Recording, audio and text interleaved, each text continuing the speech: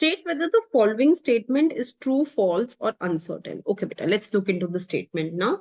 So the statement is saying that the stochastic error term UI and residual term EI mean the same thing. Now try to understand this thing. When I talk about the UI term is actually a term from the population regression function. But when I talk about the the EI term is actually a term representing from the sample regression function. So usually what will happen, we will have a population regression function, yi is equal to beta 1 plus beta 2 xi plus ui. And we will have a sample regression function corresponding to that, which will be yi is equal to b1 plus b2 xi plus ei. This is my population regression function. This is my sample regression function. Because my population is not at disposal, I cannot see the entire population. Therefore, I have to work with a smaller sample called the sample regression function. But sample regression function and population regression function are not the same thing.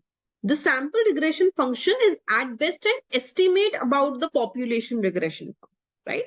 It is estimating the population regression function. It is not the population regression function.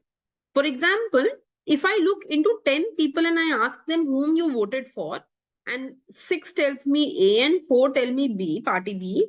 So this is a sample which is telling me that party A will win as compared to party B. But this is not representing the actual population. I mean, this is not the entire population, right? So this is at best an estimate that, okay, in the actual population, maybe 60% voted for A and remaining 40% voted for B, right? So sample regression function is at best an estimate about the population regression function. It is not itself the population regression function. So we can say that this EI, this is an estimate about UI, but this EI is not actually UI. Both things are different things. So the stochastic error term UI and the residual term EI mean the same thing. This is a false statement, beta. Both don't mean the same thing.